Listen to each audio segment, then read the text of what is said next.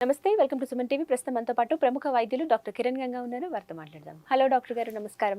నమస్కారం అమ్మా. డయాబెటీస్ గురించి మనం ఎన్నో వీడియోస్ చేస్తున్నామండి. అంటే ఎలా తగ్గించుకోవాలి, షుగర్ లెవెల్స్ ఎలా మెయింటైన్ చేయాలి, ఏ ఫుడ్ తినాలి, ఏది తినకూడదు, ఇంకా సైడ్ ఎఫెక్ట్స్ ఏమొస్తాయి, ఇవన్నీ ఓకే. కంట్రోలింగ్లో భాగంగా ఈ మధ్య ఒక వార్త నేను చూశానండి, బాగా వైరల్ అయింది.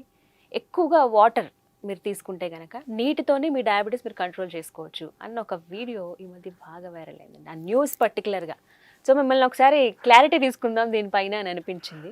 నిజంగా నీళ్ళు ఎక్కువ తాగితే అంటే బెనిఫిట్ ఉంటుందా? ఇప్పుడు చూడండి, లీటర్న్నర మాత్రం నీళ్లు తాగే వాళ్ళకి మీరు 2.5-3.5 లీటర్ నీళ్లు తాగాలండి. సమ్మర్లో ఇంకొక 1/2 లీటర్ ఎక్స్ట్రా తాగాలని మనం అంటూ ఉంటాం. సో యావరేజ్గా 3-3.5 లీటర్స్ వాటర్ తాగితేనే మంచిదని మనం అంటూ ఉంటాం. బట్ అలా కాదని రోజుకి 6-7-8 లీటర్లు వాటర్ తాగుతున్నారు అనుకుందాం.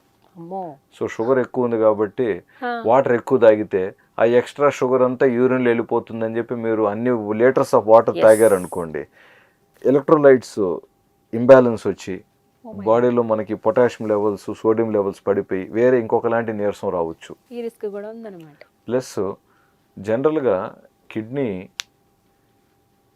సోడియంని కానీ గ్లూకోజ్ని కానీ రీఅబ్జార్బ్ చేసుకుంటుంది. ఓకే. సో బాడీలో ఒక లెవెల్కి మించి ఈ ఎలక్ట్రోలైట్స్ పడిపోకుండా ఉండటానికి కిడ్నీలో మళ్ళీ లాస్ట్గా అంటే గ్లోమెరుల్స్ తర్వాత ఫిల్టర్ అన్నీ అయిపోయిన తర్వాత రీఅబ్జార్ప్షన్ అవుతూ ఉంటాయి. అంటే వదిలేదు అన్నిటినీ. మనం నీళ్లు తాగినంత మాత్రాన అన్ని పోవు కిడ్నీలో, అదన్నీ మళ్ళీ పట్టుకుంటూ ఉంటుంది, వెనక్కి తీసుకుంటూ ఉంటుంది. సో వాస్తవంగా మీరు అన్ని తీసుకుంటే కిడ్నీకి పని ఎక్కువ అవుతుంది, ప్రెషర్ అండ్ లోడ్, రీఅబ్జార్ప్షన్ ఎక్కువ చేసుకోవాలి, మళ్ళీ కిడ్నీకి లోడ్ ఎక్కువ పడుతుంది. రెండోది, ఒకవేళ మీరు అనుకుంటున్నట్టు హై షుగర్ ఉన్న వాళ్ళకి మీరు ప్రత్యేకంగా తాగాల్సిన అవసరం లేని నీళ్లు, వాళ్ళకే ఆ డిహైడ్రేషన్ వల్ల నీళ్లు తాగుతూ ఉంటారు, వాళ్ళు తాగాలనిపిస్తూ ఉంటుంది. ఎంత నీళ్లు తాగినా దాహం తీరదు. సో యూరిన్లో గ్లూకోజ్ వెళుతున్నప్పటికీ కూడా మీకు ఇన్సులిన్ తక్కువ ఉన్నప్పుడు షుగర్ లెవెల్స్ పెరుగుతూనే ఉంటాయి మళ్ళీ. దానికి ప్రాపర్గా డయాబెటీస్ ట్రీట్మెంట్లో ఉన్నప్పుడు మళ్ళీ మనకు యూరినరీ గ్లూకోజ్ తగ్గుతుంది.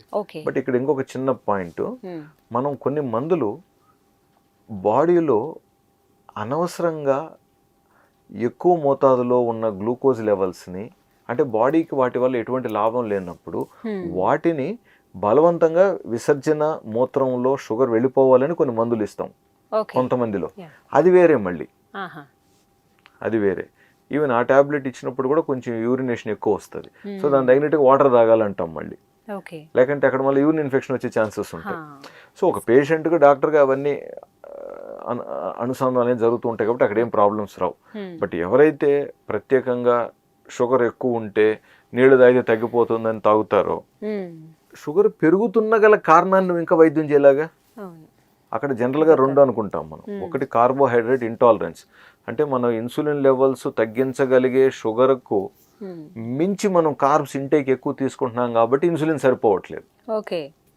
కాబట్టి మీరు కార్బోహైడ్రేట్స్ అదనంగా తీసుకుంటున్న వారు కార్బోహైడ్రేట్స్ తగ్గించుకోగలిగితే ఆ షుగర్ లెవెల్స్ కొంచెం అక్కడ బ్యాలెన్స్ అయిపోతాయి. ఇంకొకరికి ఏంటి, బాడీలో కావాల్సిన కనీస ఇన్సులిన్ మోతాదులు అక్కడ లేవు కాబట్టి గ్లూకోజ్ లెవెల్స్ పెరుగుతూ ఉంటాయి. సో వారికి కొన్ని మాత్రలు ఇన్సులిన్ లెవెల్స్ పెంచడానికి, లేదా అవసరం ఉంటే ఇన్సులిన్ ఏదో ఇచ్చి షుగర్ కంట్రోల్ చేసుకుంటారు అక్కడ. సో ఏదేదైనా కూడా షుగర్ కంట్రోల్లో పెట్టుకోవాలి. రెండోది, మనకు ముఖ్యంగా మీరు తాగాల్సిన మితమైన మోతాదు నీళ్లు ఖచ్చితంగా తాగాలి. ఇప్పుడు ప్రాబ్లమ్స్ ఎక్కువగా, ఇప్పుడు కిడ్నీలో స్టోన్స్ ఫార్మేషన్ కానివ్వండి, వాటర్ తక్కువ తాగకూడదు అనేది మనం ఎక్కువగా మాట్లాడుతూ ఉంటాం. ఎవరో ఒకరు కొంచెం ఎక్కువగా వాటర్ తాగి దానివల్ల ఏదైనా ప్రయోజనం ఉందా అని సో ఎవరైనా కూడా చెప్పేది ఏంటంటే, వాటర్ మనం ఒక దినంలో తీసుకోవాల్సిన కనీస మోతాదు వాటర్ని ఖచ్చితంగా తీసుకోవాలని మనం మాట్లాడుతున్నామే కానీ ఎక్కువగా తీసుకోవాలని కాదు. మీరు 5-6 లీటర్ల మినిమం ఎంత సార్? నార్మల్ గా ఎన్ని లీటర్ తాగితే మంచిది అంటారు? జనరల్ గా అరౌండ్ కొంతమంది వెయిట్ బట్టి కూడా చెప్తారు కదా సార్. ఎంత వెయిట్ ఉన్నా సరే ఓవరాల్ గా ఇంకొక 1/2 లీటర్ అటు ఇటు డిఫరెన్సెస్ అంతే గానీ, సో ఒక 3-3.5 లీటర్స్ అంతే. అంతకుమించి మనము ఇప్పుడున్న సందర్భాలలో ప్రత్యేకంగా మనం దాని గురించి ఆలోచించం. లేదు ఎవరన్నా మంచి ఎండకు పనిచేస్తూ బాగా చెమట అయిపోతూ ఉంటే వాళ్ళు కొంచెం ఎక్స్ట్రా తాగుతూ ఉంటారు వాటర్, అది వేరే విషయం. అది అండ్ ఈ వాటర్ టేకింగ్ టైం కూడా ఇంపార్టెంట్ అంటారు కదా సార్, ఎలా తీసుకోవాలి ఈ 3.5 లీటర్ల నీళ్లు ఒక రోజులో ఎలా తీసుకోవాలి? ఇప్పుడు మార్నింగ్ లేచిన వెంటనే 1.5 లీటర్ వాటర్ వరకు మంచిది మనకి. బ్రేక్ఫాస్ట్ అయిపోయిన తర్వాత లంచ్ లోపు ఇంకొక 1 లీటర్ వరకు. ఓకే. అదేవిధంగా లంచ్ అయిపోయిన కొంతసేపు తర్వాత నుంచి సాయంత్రం లోపు ఇంకొక లీటరు. అడిగి ఆల్మోస్ట్ మనకు 3 లీటర్స్ వాటర్ వచ్చేస్తుంది మనకి. సాయంత్రం తర్వాత నేను ఇంటికి వచ్చి వాటర్ ఎక్కువ తాగుతానంటే ఇంకా రాత్రిలో మళ్ళీ మూత్రం వస్తూ ఉంటుంది. మూత్రం లేచినప్పుడల్లా నిద్రభంగం అవుతూ ఉంటుంది. ఇవి కొంచెం కరెక్ట్ కాదు మళ్ళీ. ఓకే, ఇదొక మేజర్ ప్రాబ్లం. అంటే ఈ నీళ్లు తాగే దగ్గర కూడా సార్ కొంతమంది గోరువెచ్చటి నీళ్ళు తాగమంటారు, కొంతమంది హాట్ వాటర్ తీసుకోండి మంచిదని అంటారు. వేడి నీళ్ళు ఎప్పుడు పడితే అప్పుడు అలా తీసుకోవద్దు, ఓన్లీ ఎర్లీ మార్నింగే తాగాలి, నైట్ డిన్నర్ అయిపోయిన తర్వాత తాగాలని కొంతమంది అంటారు. ఇవి చెప్పండి సార్ వీటి. జనరల్గా వాటరు ఫస్ట్ మీరు గుర్తుపెట్టుకోవాల్సింది, ఎట్టి పరిస్థితుల్లో కోల్డ్ వాటర్ మన బాడీకి మంచిది కాదు. ఓకే. ఇప్పుడు మనం కొన్ని అడ్వర్టైజ్మెంట్లో చూస్తూ ఉంటాం కదా, ఐస్ వేసుకొని జిల్లు నీళ్లు తాగుతారంటారు. క్యూబ్స్ అలా ఉండాల్సింది.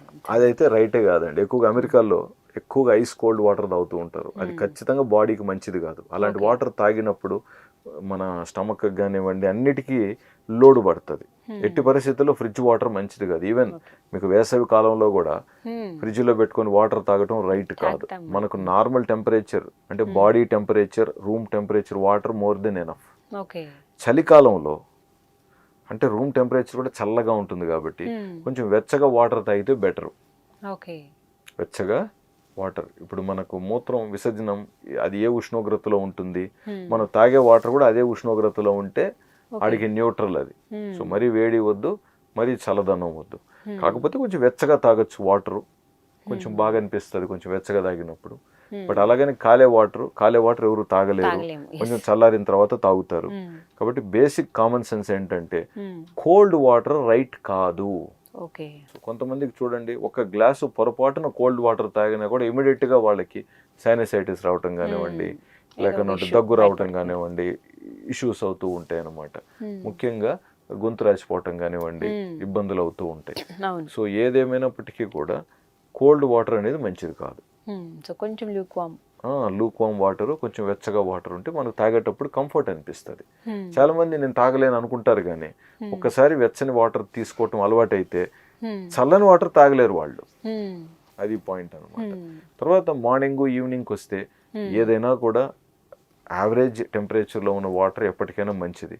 సో మీరు మార్నింగ్ పూట వేడి నీళ్ళు తాగండి, సాయంత్రం పూట ఐస్ నీళ్లు చల్లగా తాగండి అని ఎవరు జనరల్గా చెప్పరు. సో ఎప్పుడు తాగినా కూడా వాటర్ అనేది కొంచెం వెచ్చగా పెట్టుకోండి. మార్నింగ్ పూట ఇప్పుడు ముఖ్యంగా చలికాలంలో ఇలాంటి సందర్భాలలో కొంచెం వెచ్చగా ఇంకొంచెం వేడిగా వాటర్ మీరు తీసుకున్నారు, మీరు ఇంకొంచెం కంఫర్ట్గా ఫీల్ అవుతారు. So these are the main points to be noted. So నీళ్ళు ఎంత తాగాలో అంతే తీసుకోవాలి, ఎక్కువ తీసుకున్నంత మాత్రాన షుగర్ లెవెల్స్ కంట్రోల్ అయిపోతాయి, వాటి వల్ల తగ్గిపోతాయన్నా? కాదండి, అలా ఏం జరగదండి. మనం తీసుకున్న వాళ్ళలో కూడా మనమే గమనించింది లేదు.